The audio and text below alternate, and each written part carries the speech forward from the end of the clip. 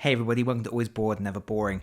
Recently, subscriber Glenn Dean sent me a copy of Blitz Bowl Season 2, and I've played it a little bit, and I have to say I am really impressed with it. So what I wanted to do was put together a quick playthrough video to show you how it all works, so you can see if it might be something you are interested in trying out. I have set up a game here between the two teams that come in the box, that's the Dwarf team and the Human team. And in order to keep down the runtime of the video, I'm just going to play first team to 10 points. Most of the rules I will explain as we play, so I do not front load the video with a lot of information, but the main idea is each turn each team will get 3 actions.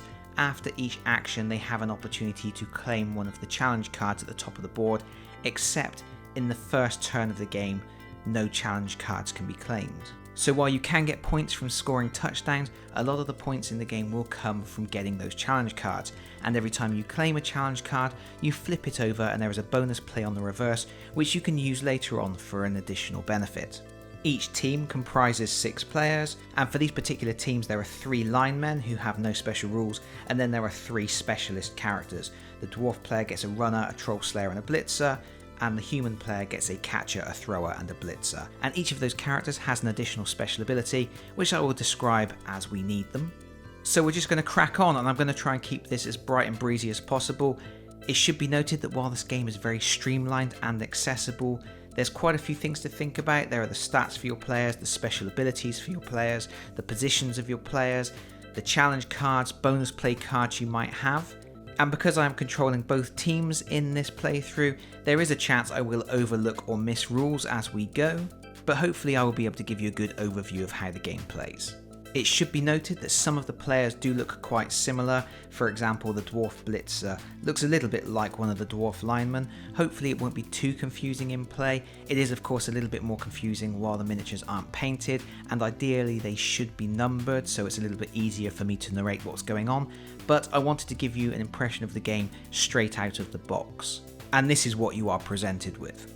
Anyway, I have already flipped a coin to see which team will go first, and the Human players won the toss, so they will start. On each player's turn you will start by checking if there are no balls in play. We have a ball in play on the centre space of the board, so we're fine there.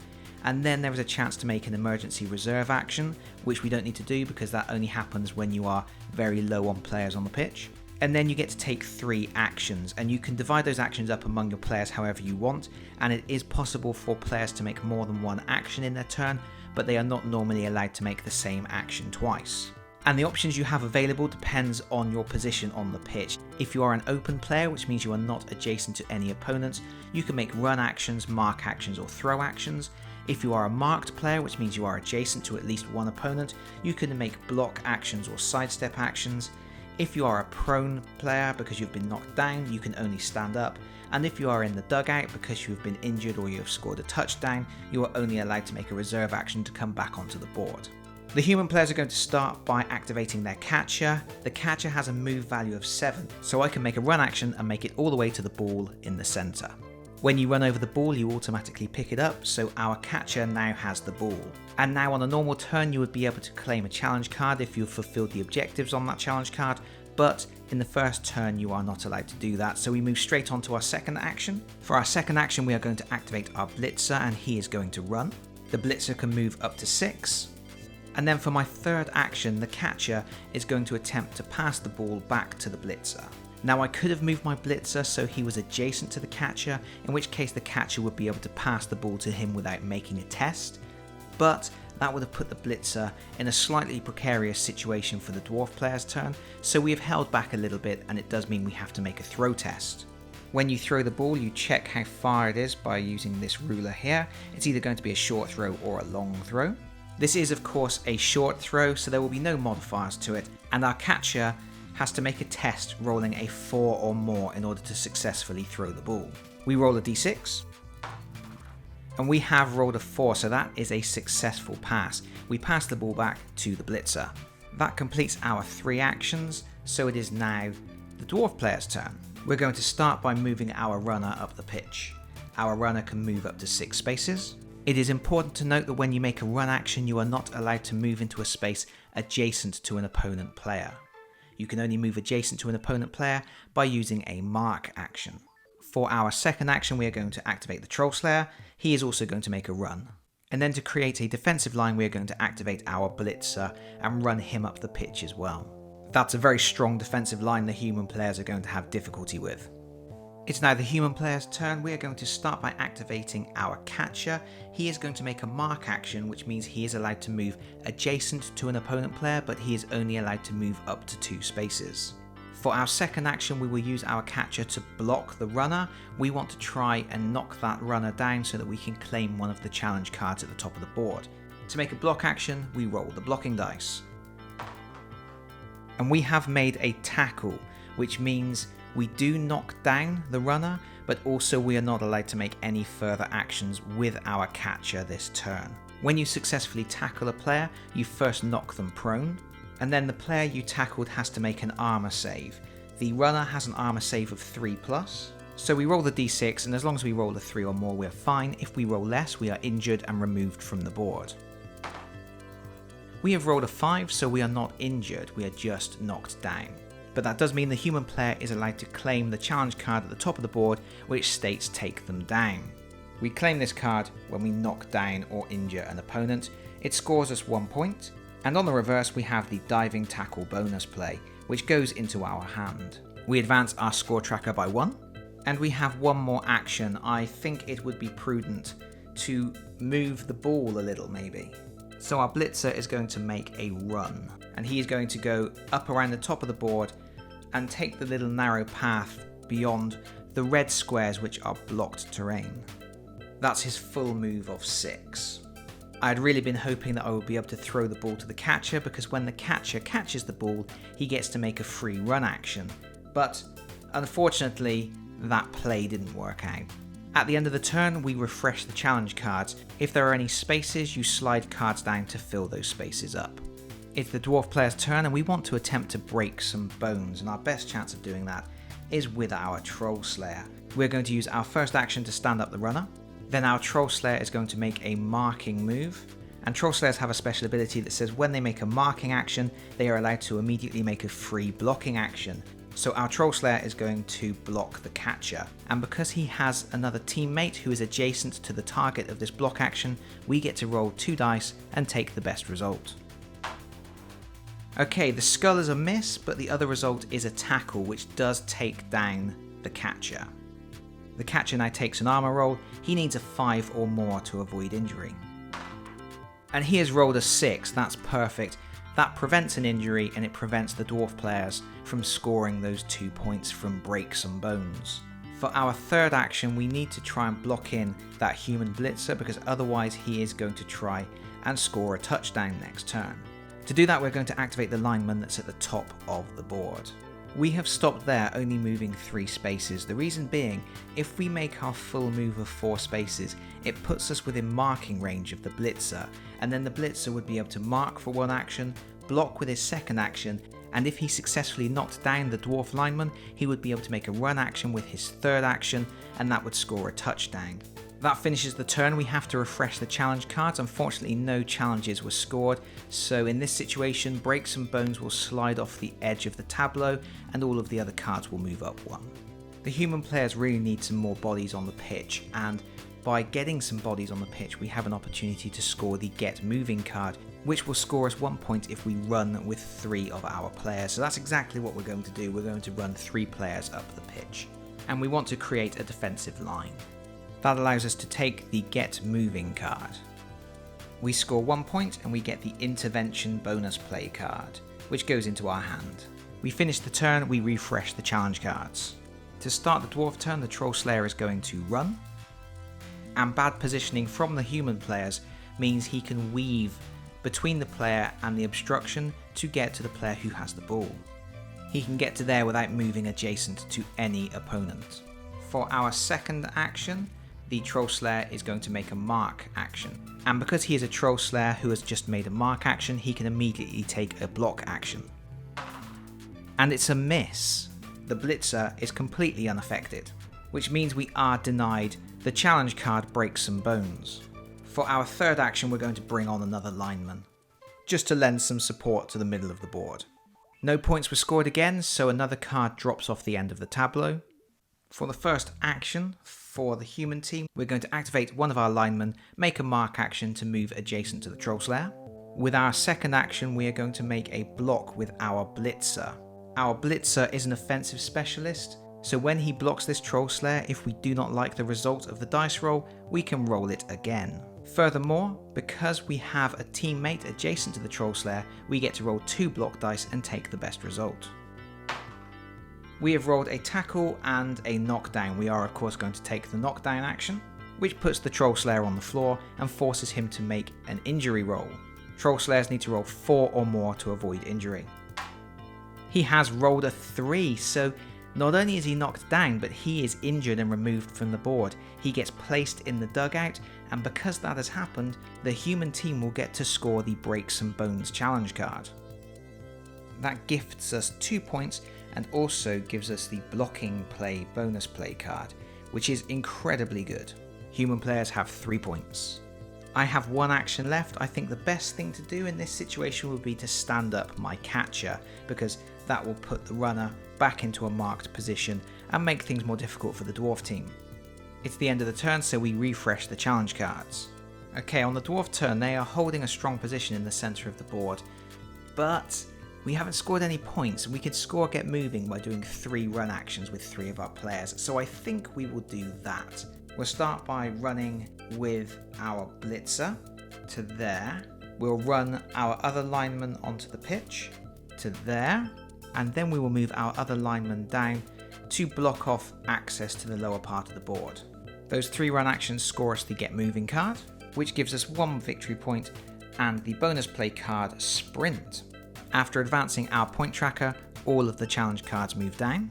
At the start of the human player's turn, we are going to activate our card Blocking Play. This becomes a permanent effect until such time as one of our players makes a throw or sidestep action, and from now on, when we make run moves, we can move adjacent to opponent players, but as soon as we do, we have to stop. I will place the card up there in the hope I remember it. And we're now going to score the Tie Them Up challenge card. To do this, we have to be marking at least 3 opponent players with at least 2 of our players. So first we are going to make a run action with our catcher at the bottom of the field to get him adjacent to the dwarven lineman. And remember, because of the blocking play card, we are allowed to run so that we are adjacent to an opponent, but we have to stop the run action as soon as we enter that adjacent space. For our second action, I'm going to run with the Blitzer that has the ball. And now, having made that move, we have 3 dwarf players marked, which means we can score the Tie Them Up challenge card, gaining 2 victory points. And in addition to those 2 points, we get the Interference bonus play card, which is a really good one. I have 1 action left, and the best thing for me to do is to make a block action with my Blitzer. He rolls 1 dice, but he does get a reroll. That is a shove result, and rolling that dice, I just realised that I didn't advance my point tracker, so I'm going to do that now before we carry on. And in fact, I just checked, we should have been on 6 points. Anyway, the shove result means you can move the player immediately 1 space away from you and then advance into that space. It's not a great result, it's not really what I want to knock that player down, or possibly even injure him and remove him from the board, so I am going to reroll. And my reroll is also a shove, so we have to take it. We shove the player directly away from us 1 space. And in this particular case, I am not going to chase him. I'm going to stay open. Hopefully that will help. That finishes the human player turn, so we advance the challenge cards. Now the dwarves are in luck here because Tie Them Up has just become an active challenge card, and because the human players scored Tie Them Up previously, it's actually very easy for the dwarf players to also score Tie Them Up. We will start by using a mark action with the lineman at the top of the board to mark the Blitzer. After our first action, we have scored Tie Them Up. That gets us 2 victory points. And also we get the fantastic card Inspiration, which grants us an additional action. And let's not forget to move the point tracker on. For our second action, we would really like to be able to score Get the Ball, so we are going to block the Blitzer with our lineman. We roll 1 blocking dice. And we have rolled a shove. And this is bad news for our Blitzer, because normally he would just be moved 1 space away, but he is at the edge of the board, so he is shoved into the wall and is knocked down instead. In addition to being knocked prone, he will drop the ball. When a player drops the ball, you have to roll an 8-sided dice to see where it scatters, so we will do that, and then we will make our injury roll afterwards. We've rolled a 7 for the scatter, and amazingly that means it bounces straight into the hands of our dwarf lineman. Now, as I understand it, normally if the ball bounces to a player who is marked, then the ball will bounce again. However, because our blitzer has been knocked down already, the dwarf lineman is no longer considered marked, and therefore he can just immediately scoop the ball up. Finally, our blitzer rolls for injury, needing a 4 or more. He has rolled a 3. This has been a really good play for the dwarf team. The blitzer is moved to the dugout. And because a dwarf player now has the ball, we can score the Get the Ball challenge card. We get 1 victory point, and we get a bonus play that will allow us to make a free reserve action next turn. For our next action, we are going to throw the ball, and we're going to throw the ball to the lineman directly below us. That is a short throw requiring a 5+, which we make, so the ball is passed to our player, and then we will play our inspiration card, which will allow us to make a 4th action this turn, and we're going to use that to move the ball up the pitch, running straight down the middle. That ends the dwarf turn, so we advance the challenge cards. Oh, I nearly forgot, we advance the point tracker by 1 as well. Really gotta remember to keep on top of moving those points trackers. Human team wants to get the ball back. We will start by making a run action with our lineman at the top of the board. We make a blocking action, rolling 1 dice. And it's a shove. That is not ideal. So I am going to play my ability Diving Tackle. This is a bonus play. It allows me to re-roll the block dice, but after doing so, the player that made the tackle is not allowed to do any other actions this turn. And again, it's a shove. So the dwarf has moved 1 space away from us, and we can advance into his space, which we will. We have 1 more action. We are going to use it to make a reserve action to get our blitzer out of the dugout and back into our end zone. No points for us this turn. First things first, for the dwarf team, we are going to play our free reserve action to get our Troll Slayer back onto the board. Next, we're going to make a series of moves that will hopefully allow us to score a touchdown. First of all, our blitzer is going to make a sidestep action that will allow him to move 1 space away from the opponent marking him.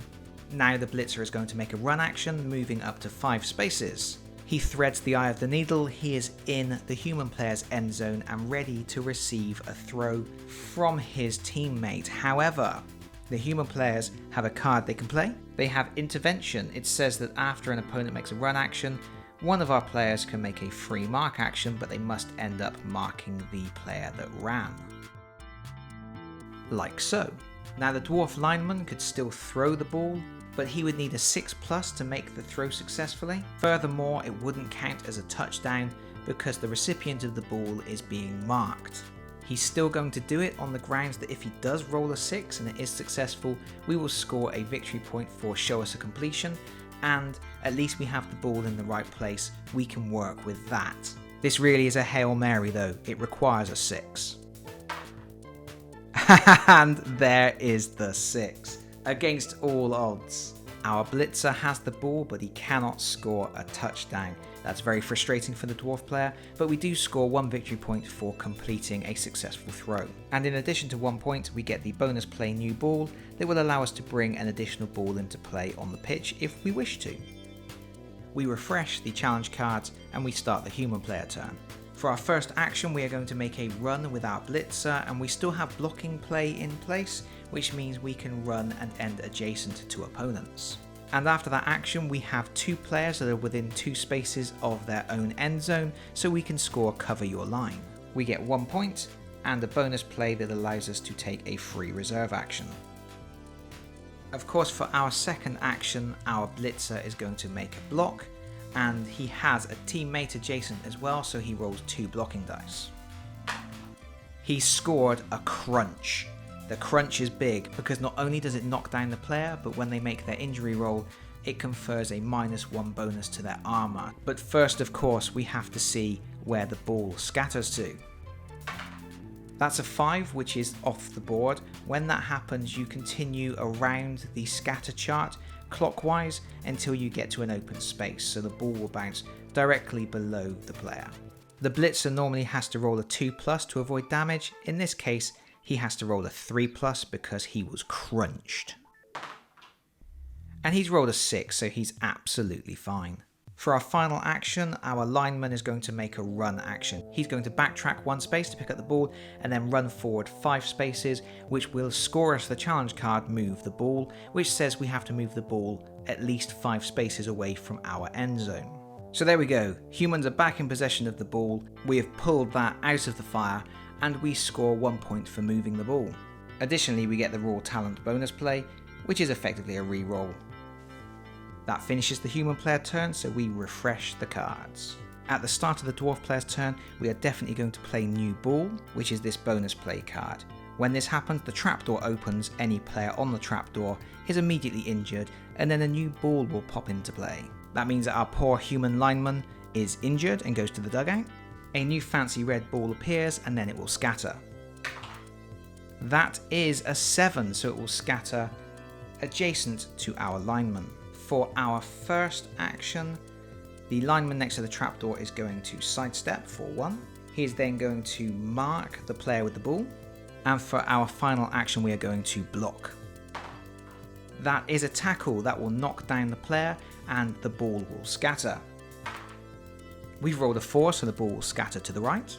Our human lineman rolls for injury, needing a 4+. He's fine, but he has dropped the ball, which means the dwarf player can score the Free Up the Ball challenge card.